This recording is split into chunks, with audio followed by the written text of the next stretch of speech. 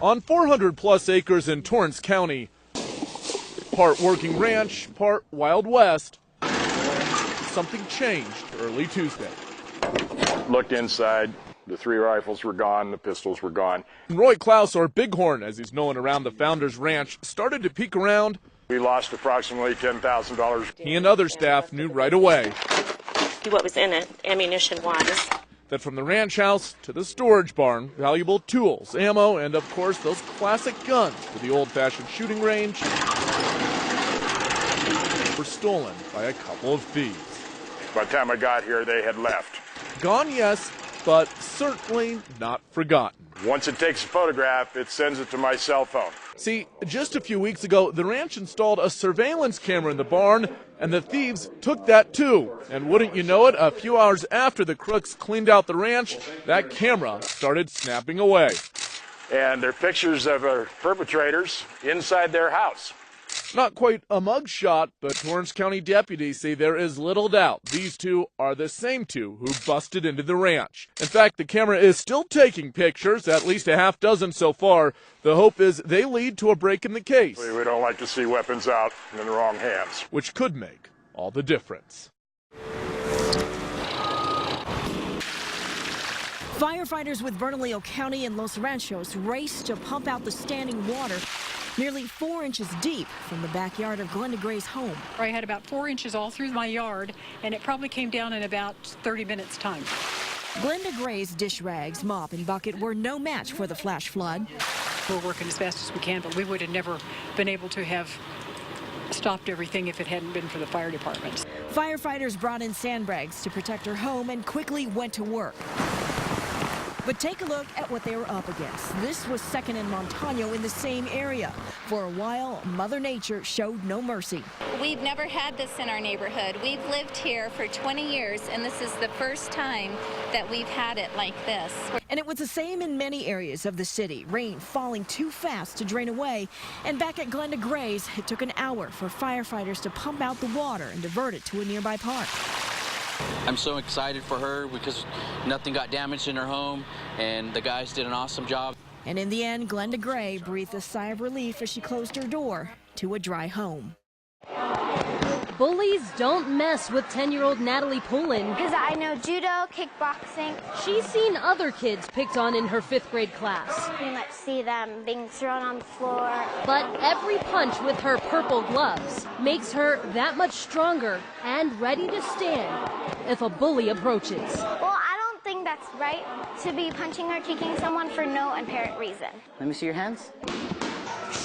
Here at Fitness Kicks in Northeast Albuquerque, classes are filled with kids like Natalie. 1, 2, 3, where they learn more than just mixed martial arts. Here? Oh, now I get it. There you go. I was taught a skill of self-defense, of balance, coordination, so it just give you more confidence so you don't get picked on. But if a child does get picked on, they're ready. If they're approached by bullies, I think that having those skills keeps them from being the victim. They're going to feel more comfortable because they've already experienced it, and maybe the person that's picking on them hasn't. What if somebody's trying to take your lunch money? Huh? In this class, kids aren't taught to hit first, but if a bully approaches, they know how to hold their ground. They learn how to fall down and how to get back up. They tackle obstacles in life and find a way around the challenges in front of them. Plus, the basics. Good old fighting skills. Steve says more and more parents are coming to his gym wanting to make sure their kids can fight back. Parents sense that their kid's more of a kinder, gentler soul, and that the world's not always kind and gentle to them. So while kids like Natalie may look kind and gentle, by the time they're done with these classes... Has anything like that ever happened to you? No. Actions will speak louder than words. In Northeast Albuquerque, Tanya Mendes, KOAT, Action 7 News. On this warm Friday morning, the road to goodbye never seemed so long. But as anyone here will attest, there are strength in numbers, in thousands of people coming together, not as friends and co-workers, but as one united family. He was a mentor to so many people and taught so many people so many things. John Tibbetts touched a lot of lives, countless paramedics, firefighters, and dare we say, even politicians. He was always there to call. He was always there as a friend. Now he's a part of me, and he travels with me at all times. Family was here too, of course, recalling memories that formed an inseparable sibling bond. But nobody besides me and our little sister, Julianne, can call you my big brother and best friend. But for as much sadness as there was, one couldn't help but sense a touch of optimism, something his wife says should live on forever. And he wants you to go forward. Hold your head high and continue the integrity. Sure words to live by. The chief may be gone, but the spirit of courage and dutifulness he embodied will live on as generations of brave men and women continue to follow his lead. When I stood in front of the judge and he said, "You're going to prison," I was terrified. I can't even begin to describe to you how scared I was. It was the day that forever changed Patty Shelton's life. A business owner and a mother sentenced to 3 years, 4 months at the New Mexico Women's Prison in Grants for check fraud. You're told where you can go, what you can do, how you can do it, what you can wear. You're no longer your own person. Patty shared her story with us and talked about what life is like behind bars for the 574 New Mexican women locked up here. This is where you live? This is where I live, yes. 24 hours a day. This is mine. From where this little line is to right here, this is my area. Prison isn't exactly what it looks like in the movies. No orange jumpsuits, no cells with sliding bars. Lower level offenders like Patty stay in what are called pods, basically group living. I noticed not too much privacy with the toilets over here. This is all you have. But even with no privacy, she still feels alone. To sum up prison, it's very lonely because you're in here and your family's out there. But Patty doesn't blame anyone but herself for being here. She made up her mind to make the most of it by getting a degree, working, and helping teach a course to other inmates. To me, prison is what you make it. It's attitude. But many of them will be back. 44% of these women will be back behind bars within 3 years of their release.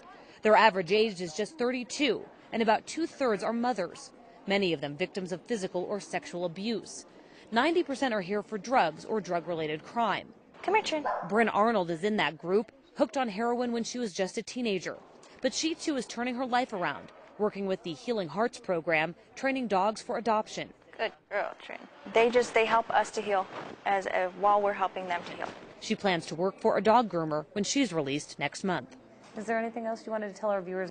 The women that are incarcerated and the men have just made mistakes, and that everybody does deserve a second chance. You got one. I did, yes. You're not going to mess it up? No, I'm not. Not this time.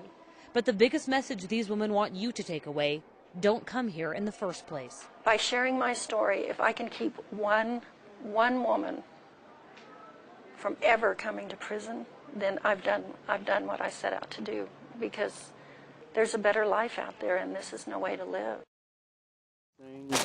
See if this tree's got some nuts down on it a little bit lower. There was a time many years ago when Philip Arnold didn't know if his fields of pecan trees were ever going to be worth anything. He and his brothers used to have trouble giving them away. They didn't want to take them because they said they were unhealthy. Start peeling them. And when you think about it, pecan pie, cookies, candy, ice cream, you can understand why someone would think that. But the truth is just the opposite. And Philip's farming fortune has also taken a 180. As a grower and buyer for San Saba pecans in Las Cruces, he's helped turn New Mexico into a pecan-producing economic power. Pecans are native to North America, so they're really just starting to become well known around the rest of the world. But their popularity is soaring, and these little guys are actually one of the few things that we export to China. Farmers are pulling 60 million pounds of pecans off these trees every year, bringing almost $200 million into the state annually. They have become big business. New Mexico needs to be proud of what the pecan industry has grown into. We buy usually year in and year out for the second largest production state in the United States, second to Georgia. Pecan farmers are having prosperous years, but don't think you can get in the game anytime soon. These trees are a long-term investment. It can take over 10 years to make a profit, and the ideal growing climate of southern New Mexico is also battling drought. Right now, farmers can irrigate from wells, and they will for many years. But Phillips says this year and last year are the only years he can ever remember the Rio Grande being bone dry like this. In Las Cruces, I'm First Alert meteorologist Eric Green, KOAT Action 7 News.